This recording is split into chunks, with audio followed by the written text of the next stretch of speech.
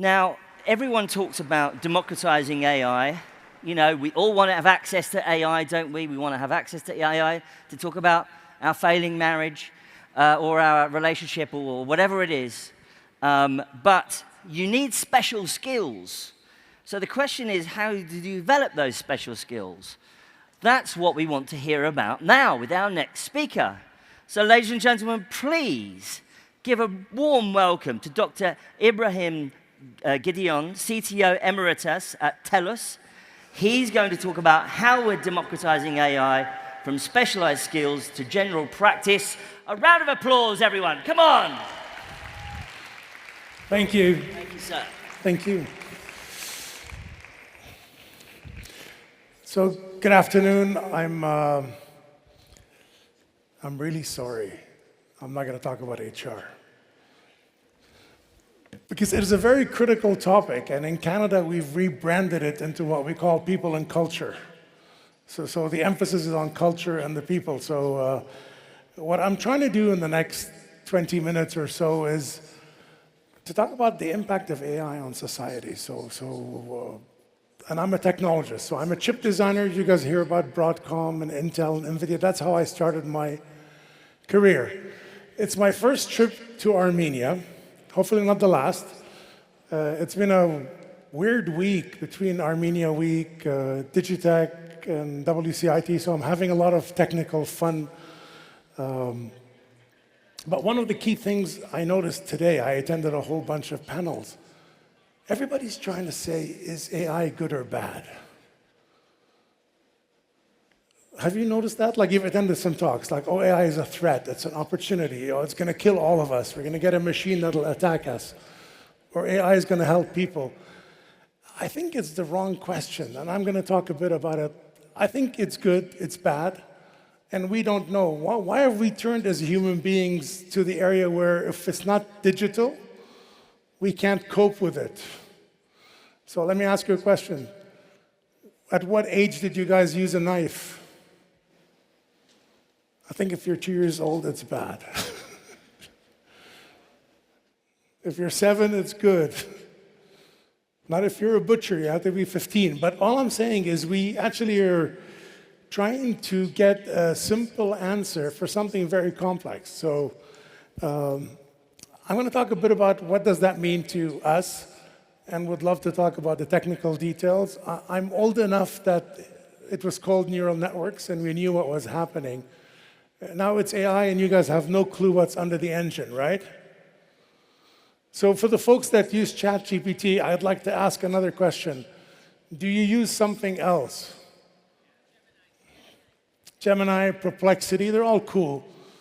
But you like it because it's like quick gratification, right? You ask a question, you get the answer.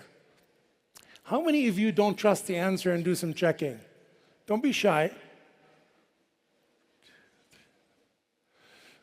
Yeah, and I raised my hand. So there's like 2% of the audience. Cool. So everything's AI. Like, I walked into the show, everything was AI. We talked about AI in the supermarket, AI in HR, AI in semiconductors. We had an AI panel on cybersecurity. It's cool. It's exotic. You will never get funding from your country, from your university, if you don't have the word AI. So everybody's trying to use AI to change the titles of their research programs to make them more AI. The question, it's new. Are we good when we do something for the first time? He was talking about relationships. Who married the person from their first relationship? One. Ah, Jesus Christ. Armenia is weird. Okay, there's 5 people. 6, that's not typical. So it was new and it worked for you. That's good. That's, again, less than 3% of the audience. The other question, is it safe? And we talked about the challenges with HR, and it was so great to have people in human resources or people in culture that are practitioners that talk about how they're going to use the tools to make their jobs better. But if you make a mistake, in that area, it is more fatal than any other area because you get, I don't want to talk about hallucinations. Everybody was using the word today, so I feel like it's become abused. But if you train the model wrong, you get biases. You get the wrong information.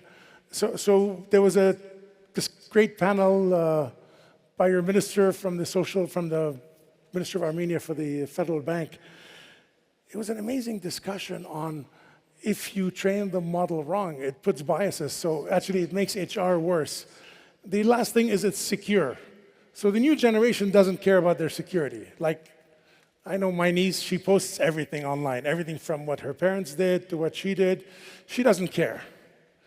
So when I tell her, what about your information? It's okay.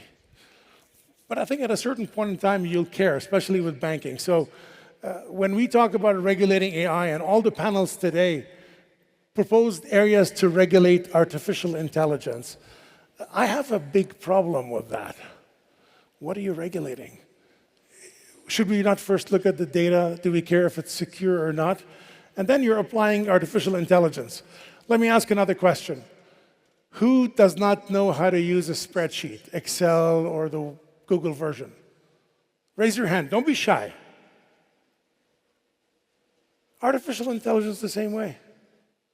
It's going to be in everything you do. So trying to regulate what really is a program that we're all going to use doesn't sound fantastic.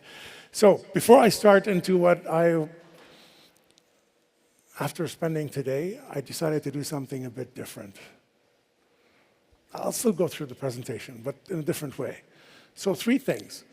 You guys know that 2 days ago, OpenAI, ChatGPT raised $20 billion. Did you guys know that? That is 200,000 engineers for a year. So, one data point. So they raised $20 billion. For what? Keep it aside. The next question. Since all of you guys are in love with the person you first met and you're going to have children someday, and it's fantastic, should we teach our children how to read and write? Don't answer me, just think about it. Should we? Like, why should they? I mean, I've watched Star Trek. I have a 14-year-old son. He doesn't think he needs to because you can press a button. It reads, it writes, and it's 24 hours. And in any language, like the guy in HR said. Third point. Do you know that you've heard about NVIDIA, and for the Armenians in the audience, it's an amazing feat to move the NVIDIA facility to Armenia, to Yerevan. But they just created a chip, which is almost $30,000 to $50,000 in cost, one chip. And it uses as much power as half a house per day. So we still want to be green, right? Like we all think climate change is happening, right? So these 3 things, think about them as I go through the presentation. So when you talk about AI, this picture sucks. You get the gist of it. So you have multiple options. What are you doing? You can just say, oh my God, it's great for you. Use ChatGPT, it's wonderful, Gemini. As I said, I like Perplexity because it tells you the references. I don't have to go ask it again. But then I'm an old-style geek, and I like to find out where the hell the information came from because I'm easier to trust. So you can do nothing and watch, and it's nice. It's not bad. Like, I still get people saying, well, what do you think about AI? Is it going to happen? It's like 20 years ago, somebody saying, should we regulate the internet? Same thing. So, next one. You're using the tools. You're really excited. Do you think AI is only to do search? How many of you just use it for search? Don't be shy. It's good. It's cool. Like, it gives you one answer. Remember, Google is so ugly. You get these like 80 pages and you have to go through them like that. It's like the diet pill. I'm waiting for the diet pill because you take a pill, you eat as much as you want, you lose weight. That's the same thing with asking AI or ChatGPT. So passengers, that's still getting you away where you're starting to use these tools, which I think is very important. But how important are you to the tool? And then how many of you pay for your license? I forgot to ask that question. How many pay for your Gemini or ChatGPT or Perplexity license? Okay, more than the people that married the first person they fell in love with. Still less than 10%. So when you're a company like Microsoft and friends invest $20 billion in ChatGPT, you're either going to start getting advertisement or you think it'll be free. You're not adding any value, you're just there for the ride. Now we're getting somewhere. How many of you use multiple programs at the same time or write code on top of ChatGPT or Perplexity? 1, cool. 2, 3. Okay, it's good to have more than 5. Like, I need 1 more, please. Like, you're still less than the people who fell in love with the first person they saw, and definitely less than the people that pay for the licenses. So, but that's a very important area. So when you look at the ecosystem of a new technology, you need to decide where you are on the chain, and then do you care? The only reason with AI is if you do not care, you have a problem. Do you guys agree? Thank you. Now that's the coolest part. This is not an easy place to get into. How many people think they could insert themselves on the ecosystem and the supply chain of AI? Very few. Last I checked, the average company that's making a dent here is worth at least a few $100 billion. So that's going to cause a lot of grief for small companies, small countries that don't have the power. And I need to ask you a question. Do you think these people would like to collaborate? Don't be shy. Who thinks Meta is so excited to collaborate with the rest of the world on AI? Or Microsoft, oh my God, they're dying. They said, oh, we have to collaborate with the world, make it a better place. That's why they voted to get OpenAI moving away from a not-for-profit organization, or Google. So we agree on a couple of things. Being somebody in the ecosystem, like a driver, value added, you're needed. This is where the true sustainable wealth is.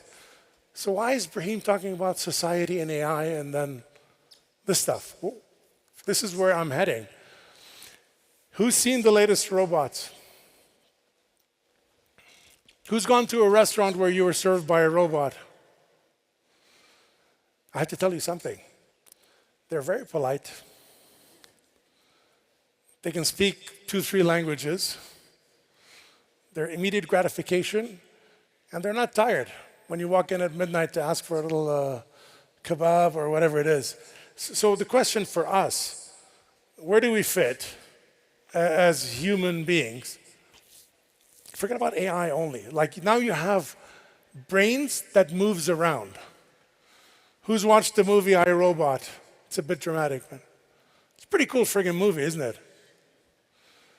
And then the crux of the movie, because God bless Hollywood, was the robots did not save the girl because she had a less percentage of dying than the man. So one thing with AI you get is pure objectivity based on its training model, whether you like it or not. So it has no humanity for now. But 2 things. During COVID, a lot of this stuff was accelerated. And I don't have a lot of feedback from what happened in Armenia, where we're so busy dealing with things in Canada, but we used a lot of robots to walk the elderly around when their family couldn't visit them. And it's so easy to program a screen. So one of our biggest challenges is every time we see a robot, you see a human being, don't you? Do you not think the perfect robot is a human being? Who thinks the perfect robot is a human being? Or looks like a human being? Only one, come on, you guys are lying to each other. Like if I sit down and put a hunk of metal here or a round thing, like R2-D2 from Star Wars, you wouldn't think it like it's that smart, right?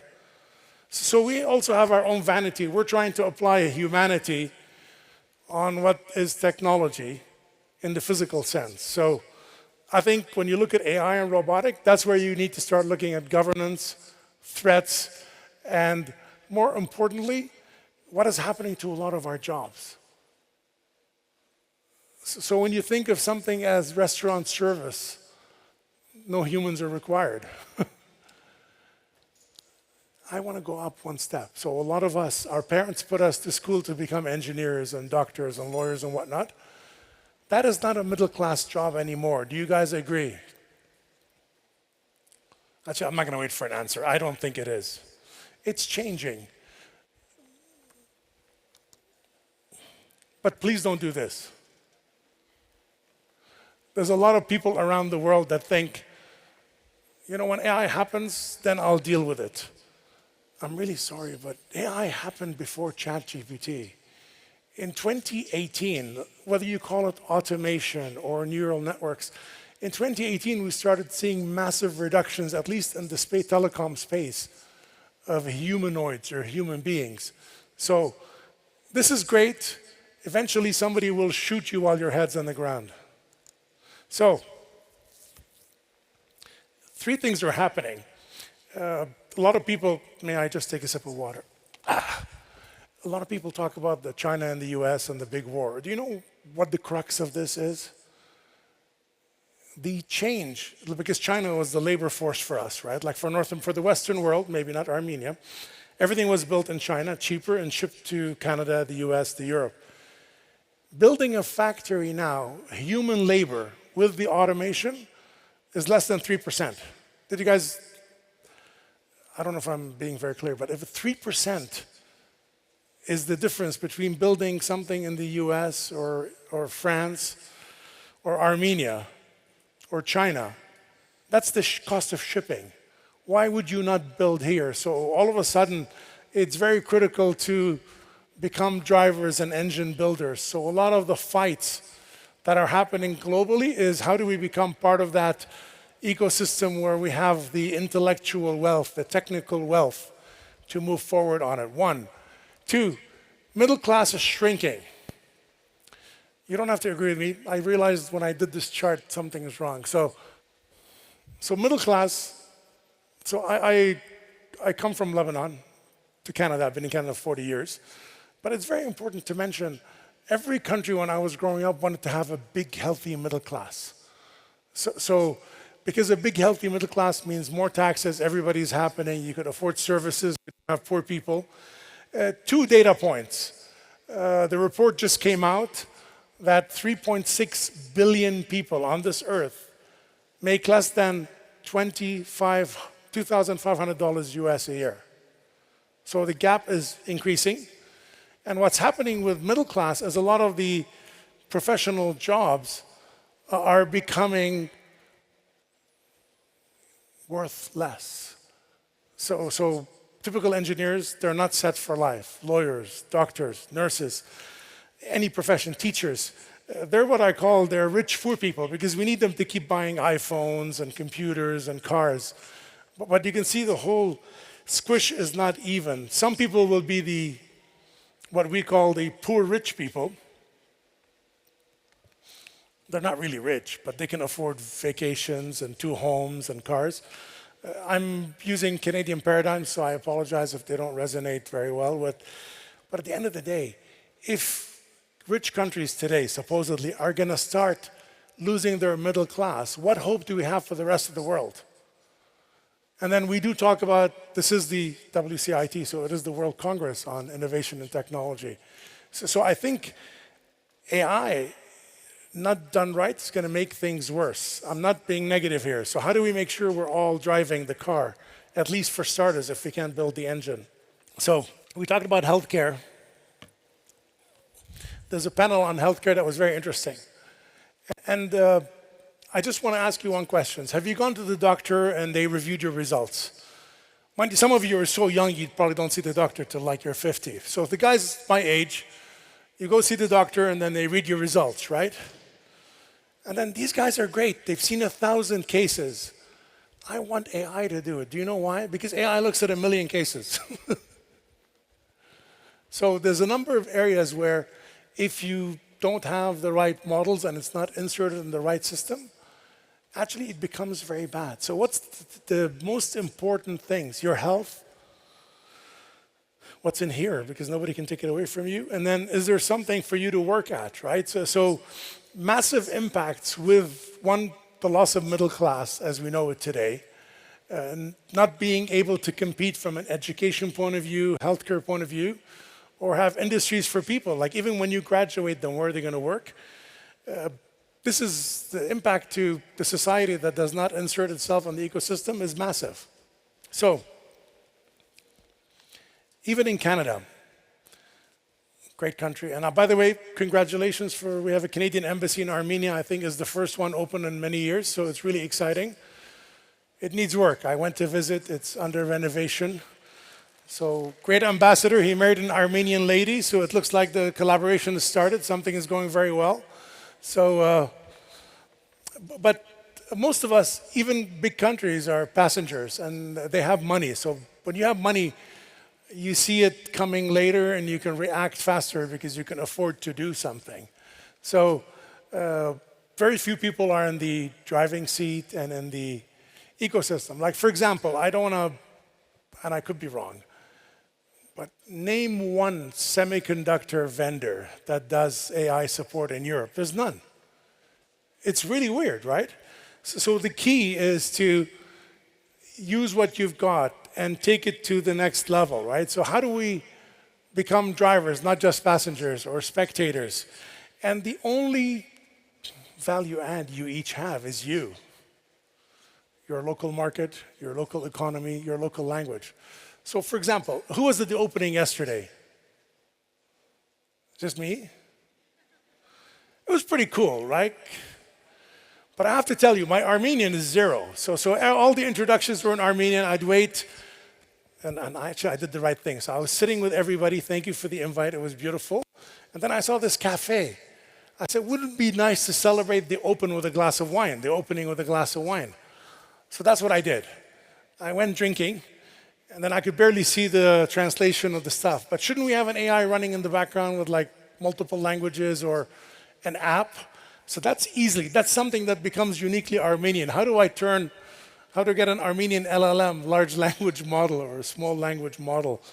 And then the next step would be, what do I build on it that if you're Armenian, for example, or you're Canadian, only you can add pieces to it. So all of a sudden you've inserted yourself in the ecosystem, but that needs to be done at multiple levels.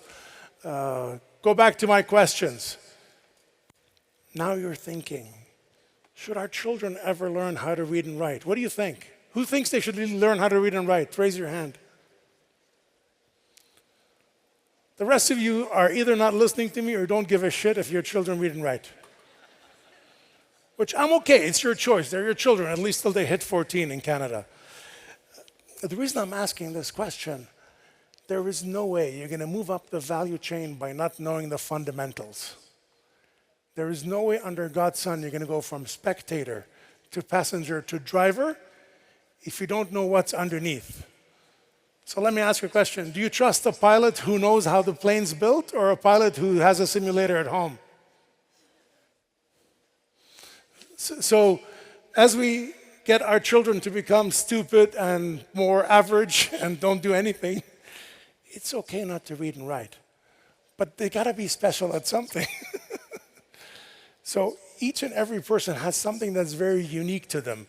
And that is the critical piece. So when you look at artificial intelligence, by the way, I have a little comment in a second. When you look at artificial intelligence, and you look at what's going to do to a lot of our jobs and the way society is organized in education, I think we need to find out where our value add is in the ecosystem.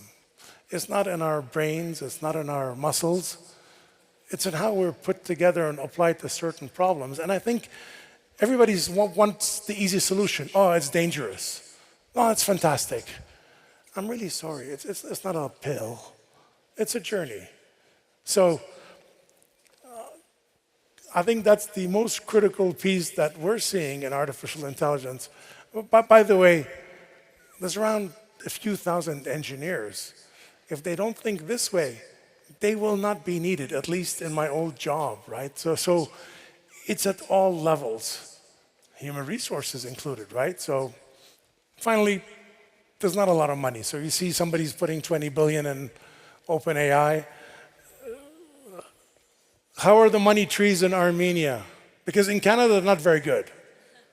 So I think there's a global shortage of spending money just to try things out. So the smaller you are, the less population you are,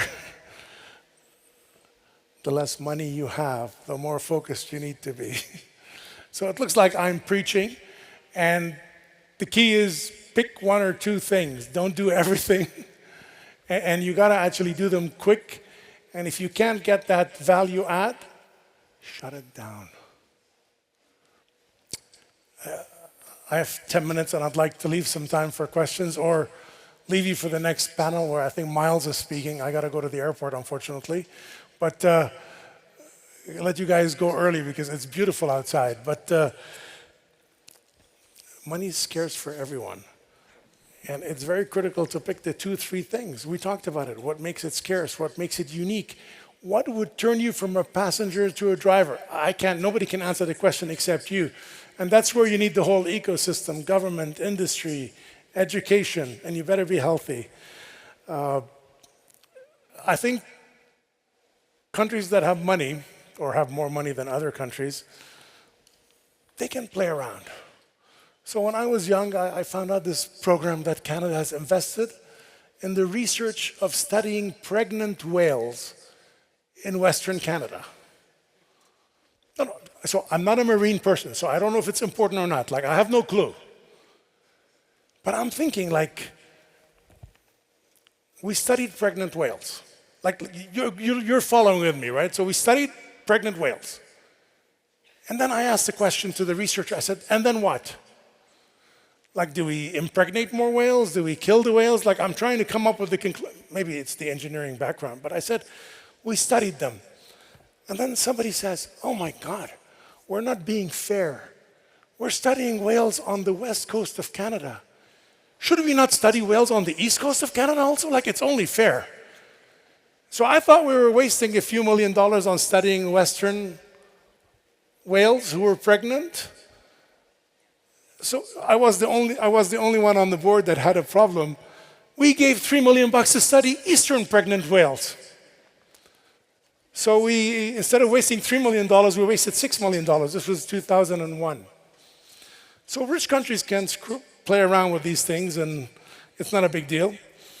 I think when you're smaller, and I do come from a very small country, they can't afford the luxury of doing something stupid on one side, making it 2x stupidity, right? So fast fail and adoption of innovation, I think, is critical. One of the things that by the way, for the Armenians in the audience, I am so impressed with some of the ground technologies I saw on devices, on cyber, on machinery. Oh my God, mechanical engineering, which is not my area.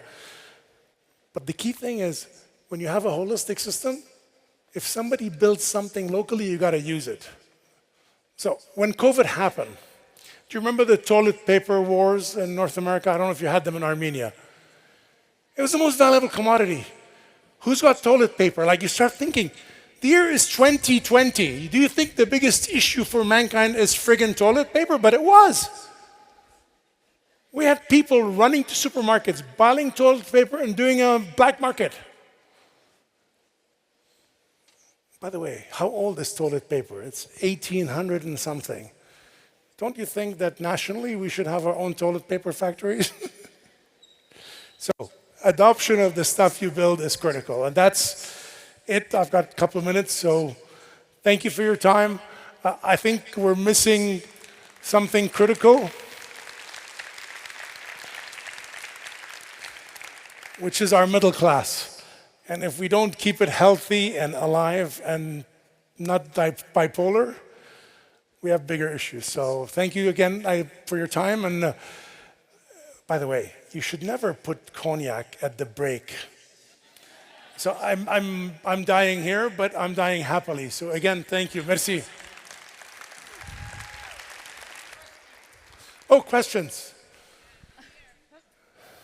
Yes. Ibrahim, man. We're just trying to get 5G in Armenia. You've been through this through excruciating ways, but what you realized early on was that by building a separate 5G network for each operator, not only were you raising the cost and the challenge technologically, but you were doing the customer a disservice. So can you give us the model for how we achieve 5G throughout all the operators? We have 3 separate operators here, just in mobile, plus another one that probably will become mobile as soon as somebody gives them a license. I was trying to stay politically correct. You are able to answer this question. You're an expert. I think the point raised is fundamental to 5G, if I may. Everywhere around the world, when 5G was introduced, nothing impacted the customers. So if you think we care, we as an operator wants to care about the customers, why would you deliver a service? There was no devices. Every carrier was fighting to put 5G logo on the phone when there was no devices for the longest time. So the biggest challenge with 5G is you're building a new infrastructure. So it becomes like a nuclear race. So let's say UMO, right? Like I roam on UMO, and I think there's 2 more, I move on between them. They built 5G. The other company starts getting in debt and then raising their prices because if they don't have 5G, they can't compete. A bit of our fault as consumers, because if we don't have 5G, we're not happy. So 2 things to your answer. We actually built with our biggest competitor the 5G network in Canada. That's what he's talking about. It was stupid not to. And where it is very expensive to cover, all 3 telcos come together. And by the way, revenue in Canada per subscriber is $56. So we're not suffering like they are in Europe. So I think that collaborative effort was forced on us by the mechanics of it, but also by the government with the support, because there's really no need for it. And the other part that's very critical, we have to stop thinking we compete with meaningless technology, and that's part of the ecosystem. So today, there's a big thing in North America about what they call 5G. Well, actually all around the world, maybe except not Armenia. 5G standalone. Do you guys, by the way, engineers are the worst at marketing. Oh my God. Engineers should really not touch this stuff. 4G was called LTE. Do you know what LTE stands for? Long-term evolution. The worst acronym in the world. What the hell does that mean? And then we go back to 5G because we're lost. But I want to go back to 5G SA is 5G standalone, which means its own 5G network. You would not know the difference. Somebody's going to spend a few $100 million and charge it back to you so you can have 5G SA. It's pretty hot. So I'm 100% with what you said. We actually, our CEOs decided that the egos should be put aside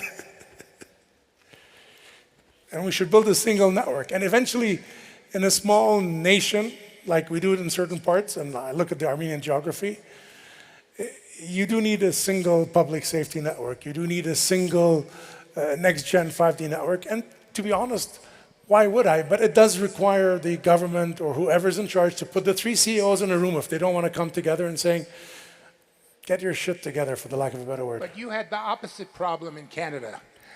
We have 2.5 million people in a tiny country the size of New Jersey, and you had 20 million people in a country the size of the United States. Yes.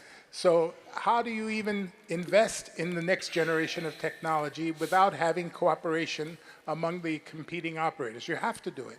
I think you must, at least for the release stages, so there's capacity issues. But honestly, compete on what is meaningful to you as a client, which it's not the network. And I'm the friggin' network guy. You know me, globally, I'm the geek on the network. I got 1 minute. Okay. Cool.